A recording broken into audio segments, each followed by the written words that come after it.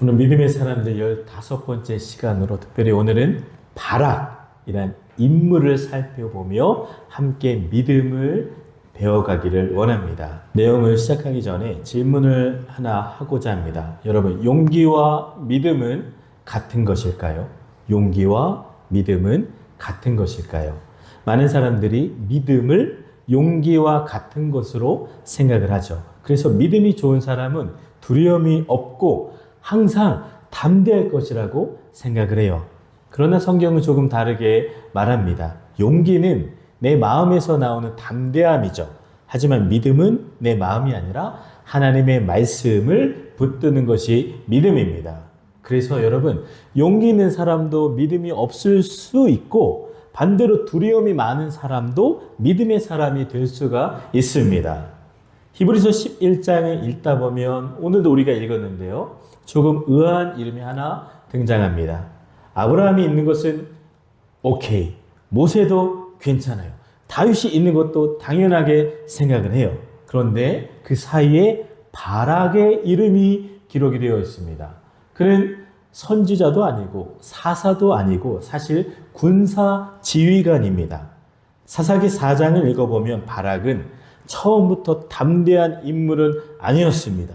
하나님께서 전쟁에 나가라고 명령하셨을 때 그는 그 당시 사사였던 드보라에게 이렇게 말합니다. 사사기 4장 8절에 보면 만일 당신이 나와 함께 가면 내가 가려니와 만일 당신이 나와 함께 가지 아니하면 나도 가지 아니하겠노라 라고 고백을 합니다. 이 모습을 보면은 저도 그렇게 생각을 했어요. 이 사람이 진짜 정말 믿음의 사람인가? 이렇게 두려워하는 사람도 믿음의 사람이라고 할 수 있을까? 이런 생각이 들었습니다. 그런데 놀랍게도 하나님은 바락을 히브리서 믿음의 사람들 가운데 다 기록해 주셨어요. 왜 그러셨을까요? 그 이유는 하나님께서 믿음을 평가하시는 기준이 우리의 기준과 다르기 때문입니다. 하나님은 두려움이 없는 사람을 믿음의 사람이라고 결코 부르지 않으셨습니다. 두려움이 있었지만 하나님의 말씀을 붙들고 결국 어려워도 순종한 사람을 믿음의 사람이라고 부르셨습니다. 그러니까 오늘 히브리서의 이 말씀이 이 믿음의 사람들이 우리에게 소망이 되는 이유입니다. 오늘 말씀을 통해서 하나님께서 인정하시는 참된 믿음이 무엇인지 함께 살펴보기를 원합니다. 먼저 믿음은 두려움이 없어지는 것이 아닙니다. 뭐가 없어져요? 두려움이 없어지는 것이 믿음이 아닙니다. 사사기 4장을 보면은 여사사 드보라가 등장을 해요. 이스라엘의 12사사 중에 유일한 여성입니다. 당시 이스라엘은 하나님을 떠난 결과로 무려 20년 동안 가나안 왕 야빈의 압제를 받고 있었습니다. 20년이에요. 20년이라는 시간은 단순한 고난이 아닙니다. 한 세대가 두려움 속에서 살아온 시간입니다. 어린아이는 장년이 되었고 부모들은 자녀들에게 가난한 사람을 조심하라 라고 말하며 살아야만 했습니다. 이스라엘 백성의 마음속에는 20년이라는 시간 속에서 이미 패배의식과 두려움이 깊이 자리 잡고 있었습니다. 그 압제의 중심에는 군대 장관 시스라가 있었습니다. 성경은 그를 철병거 900대를 가지고 있었다고 정확하게 기록을 합니다. 오늘날 우리는 이 표현을 쉽게 지나칠 수가 있어요. 그러나 당시 철병거는 단순한 탈 것이 아니었습니다. 당시 세계 최강의 무기였습니다. 오늘날로 말하면 최첨단 전차와 장갑차 부대를 동시에 상대하는 것과도 같았습니다. 무려 9대도 아니라 900대가 있었습니다. 더구나 당시 대부분의 민족은 아주 청동 무기를 사용하던 시대였습니다. 철을 재련하는 기술 자체가 뛰어난 군사력을 의미했어요. 철병거는 넓은 평야에서 빠른 속도로 돌진하며 보병들을 순식간에 무너뜨릴 수 있는 가장 위험한 무기였습니다. 사람의 힘으로는 막아설 수 없는 공포였습니다. 반면 이스라엘은 어떠했습니까? 적은 철병거 900대를 가지고 있었는데 그러면 이스라엘은 무엇을 가지고 있었을까요? 사사기 시대의 이스라엘은 군사적으로 매우나 열악했습니다. 상비군도 없었고 현대적인 의미의 무기 체제도 없었습니다. 여러 지파가 흩어져 살다가 전쟁이 나면 그때서야 사람들을 보내가지고 조금 모아서 싸웠습니다. 인간적으로 보면은 이 싸움은 시작하기도 전에 승패가 결정된 것처럼 보입니다. 그런 상황에서 하나님께서는 바락, 드보라를 통해 아비노함의 아들 바락을 부르십니다. 4장 6절에 보니까 납달리 자손과 스불론 자손 10,000명을 거느리고 다볼산으로 가라라고 하나님께서 명령하셨어요. 말이 안 돼요. 적은 철 병거가 900대가 있는데 우리 이스라엘은 이제 모아 10,000명을 가지고 산으로 올라가서 싸우라고 합니다. 하나님의 명령은 분명했습니다. 그러나 사람의 눈으로 보면은 너무나 이해하기 어려운 명령이었습니다. 보병 10,000명으로 철병거, 장갑차 900대를 상대하는 겁니다. 여러분, 싸움이 될까요? 안 되겠죠. 희망보다는 절망을 먼저 느끼게 될 것입니다. 그래서 바락은 군사 지휘관이었기에 선뜻 나서지를 못합니다. 드보라에게 요청을 하는 거예요. 당신이 나와 함께 가면 가겠습니다. 그런데 당신이 함께 가지 아니하면 나도 가지 않겠습니다. 그런 고백을 하는 겁니다. 우리는 이 말을 읽으며 쉽게 판단해요. 어떻게 저렇게 믿음이 없을까 판단을 합니다. 물론 바락의 모습에는 연약함이 있습니다. 그러나 여기서 더 중요한 사실이 있습니다. 그는 두려웠어요. 실패가 두려웠고 죽음이 두려웠습니다. 그러나 결국 하나님의 말씀을 붙들고 전쟁터로 나아갔습니다. 이것이 여러분 믿음입니다. 믿음은 두려움이 전혀 없는 상태가 아닙니다. 믿음은 두려움보다 하나님의 말씀을 더 크게 보는 것이 바로 믿음입니다. 사실 성경의 믿음의 사람들은 대부분 두려움을 경험했습니다. 아브라함도 갈 바를 몰라서 두려워했고요. 모세도 40년 동안 광야에 있다가 다시 들어가려고 하니까 두려워했고요. 기드온도 두려우니까 그 작은 틀 안에서 숨어 있었고요. 예레미야도 하나님의 명령을 들었을 때 저는 작은 아이입니다 하면서 두려워 떨었습니다. 오늘 바락 역시 예외가 아닙니다. 그러나 하나님께서는 완벽한 사람을 사용하지 않으셨습니다. 하나님은 두려워도 순종하는 사람을 사용하십니다. 우리의 삶도 여러분 마찬가지입니다. 우리 성도들을 보면은 제가 상담도 하고 만나서 기도도 하고 여러 애환도 들으면서 느끼는 것들이 참 많이 있어요. 사업이 두렵고요. 건강이 두렵고요. 자녀들의 미래가 두렵고요. 때로는 신앙생활을 하면서도 앞이 보이지 않는 두려움이 다 있더라고요. 그러나 믿음은 내게 있는 두려움이 없어질 때까지 기다리는 것이 결코 아닙니다. 믿음은 두려움 속에서도 하나님의 말씀을 붙들고 한 걸음을 내딛는 것이 바로 믿음인 것을 꼭 기억하시기를 바랍니다. 하나님께서 찾으시는 사람은 두려움이 없는 사람이 아니라 두려움보다 하나님의 신실하신 약속을 더 크게 보는 사람입니다. 그리고 바로 그런 사람이 바락이었기에 하나님께서는 그를 히브리서 11장의 믿음의 사람으로 당당하게 소개하고 계십니다. 또한 믿음은 하나님의 사람들과 함께 걷는 것이 믿음입니다. 할렐루야. 아멘. 그런 여러분, 믿음은 혼자 믿는 것이 아니에요. 함께 모여야, 함께 나눠야 힘이 되는 겁니다. 오늘 예배도 우리가 함께 예배 드리니까 얼마나 은혜가 됩니까? 바락은 드보라에게 아까도 고백을 했듯이 당신이 나와 함께 가면 내가 가겠지만 당신이 가지 않으면 안 가겠습니다라고 했어요. 이 말씀을 보면 많은 사람들이 그저 바락의 연약한 모습만 보게 됩니다.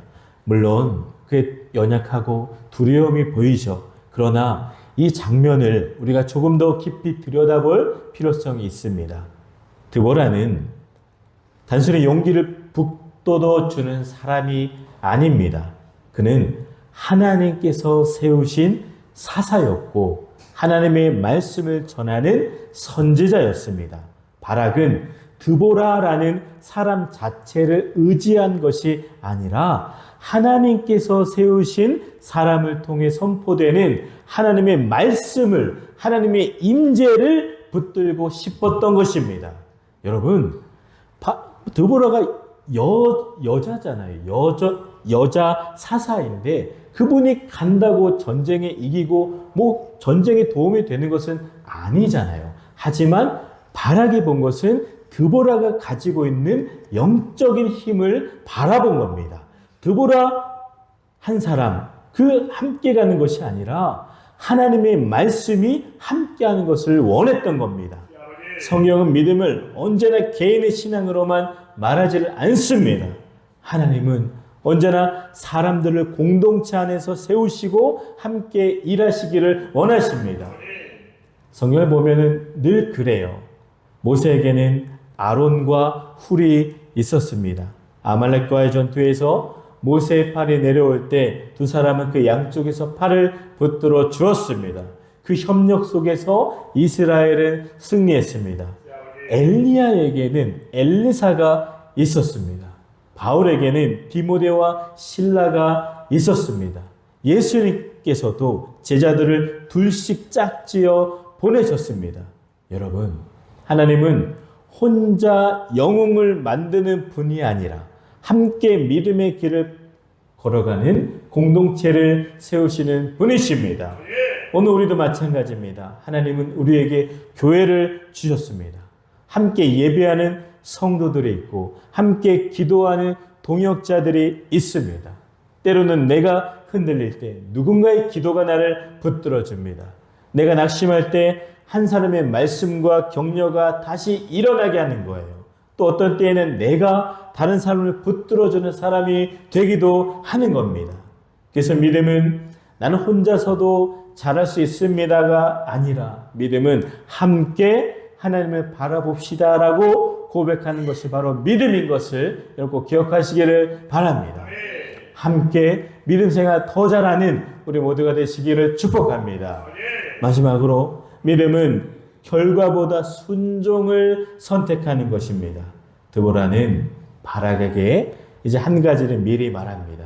9절에 보면 내가 이번에 가는 길에서는 영광을 얻지 못하리니 여호와께서 시스라를 여인의 손에 파실 것임이니라 라고 먼저 이야기를 해요. 결국 그 말씀대로 됩니다. 시스라는 바락의 칼이 아니라 여인의 손에 죽게 되죠. 야엘의 손에 죽습니다. 사람의 마음으로 생각하면 얼마나 아쉬운 일입니까? 목숨을 걸고 싸운 사람은 바락인데 마지막 영광은 다른 사람에게 돌아갔어요. 자존심이 상할 수도 있고 섭섭할 수도 있어요. 그러나 성경 어디에도 바락이 불평하거나 원망했다라는 기록은 전혀 없습니다. 그는 끝까지 전쟁을 감당했고 하나님의 일을 끝까지 이루었습니다. 더 놀라운 것은 승리 이후의 모습입니다. 사사기를 다시 한번 집에 가셔서 찬찬히 보면 은혜가 돼요. 사사기 4장은 전쟁의 이야기라면 사사기 5장은 바로 승리의 노래가 담겨 있습니다. 드보라와 바락은 함께 하나님을 찬양하며 노래합니다. 그 노래를 보면 그들은 자신의 전략이나 용기를 결코 자랑하지를 않습니다. 우리가 잘 싸웠다. 우리가 전략을 잘했지. 역시 우리가 잘하지. 라고 말하지를 않았어요. 오히려 하나님께서 친히 싸워주셨음을 찬양합니다. 특별히 사사기 5장 20절을 보면은 별들이 하늘에서부터 싸우되 그들이 다니는 길에서 시스라와 싸웠도다. 기송강은 그들을 휩쓸었도다. 아멘. 전쟁의 승패는 군사력이 아니라 하나님께 달려 있었습니다. 하나님께서는 큰 비를 내리시고 기송강을 범람하게 하셨고 그 결과 당시 최강의 무기였던 철병거는 진흙에 빠져 오히려 짐이 되고 말았습니다. 사람이 가장 강하다고 믿었던 무기를 하나님께서 한순간에 무력하게 만들어 주셨습니다. 이게 바로 하나님의 싸움의 방식입니다. 또한 이 장면을 보면서 요세푸스는 우박을 동반한 맹렬한 폭풍이 그들의 얼굴을 때려서 그들을 격퇴시켰다라고 표현을 했어요.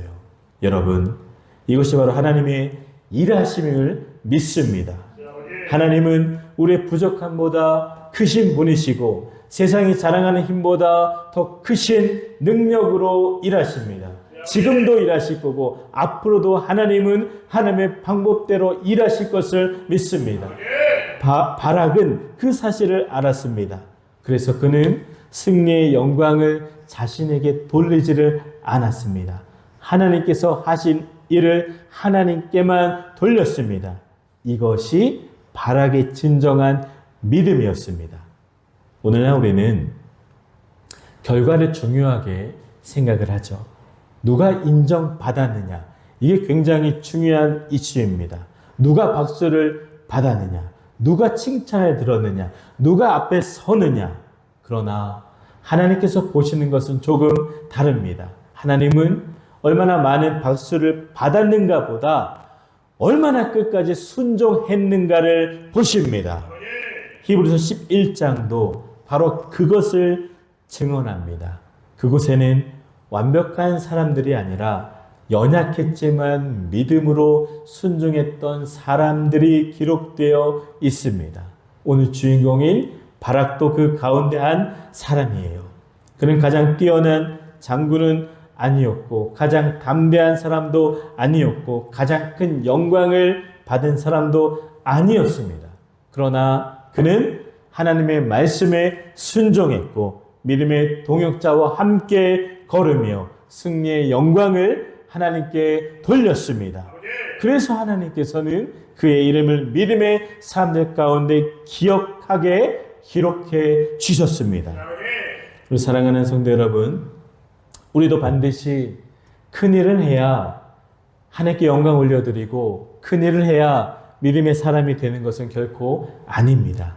또한 많은 사람들에게 인정받아야 믿음의 사람이 되는 것도 아닙니다. 목회자인 저에게만 적용해 봐도 큰 목회를 해야 하나님께 인정받는가? 그것도 아닙니다. 하나님께서 맡기신 자리에서 끝까지 순종하고 모든 영광을 하나님께 돌리는 사람, 바로 그 사람이 하나님께서 기억하시는 믿음의 사람입니다. 말씀을 정리합니다. 바락은 완벽하지 않았어요. 두려움도 있었고요. 망설임도 있었어요. 확신이 흔들리기도 했습니다. 그러나 결국 그는 하나님의 말씀을 따라 산으로 올라갔고 군사를 모았고 전쟁터로 나갔고 그리하여 하나님의 승리를 만끽하게 되었습니다.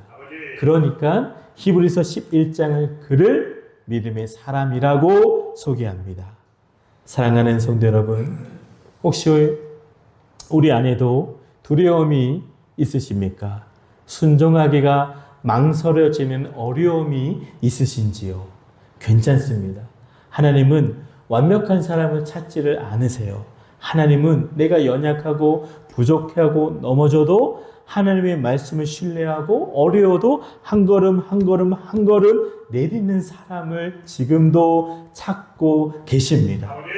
믿음은 두려움이 없는 사람이 아니라 두려움 속에서도 하나님께 순종하는 사람입니다. 오늘도 바락처럼 결과를 계산하기보다 하나님의 말씀을 신뢰하며 순종하는 저와 여러분들이 되시기를 주님의 이름으로 간절히 축원을 드립니다. 우리 시간 기도하겠습니다.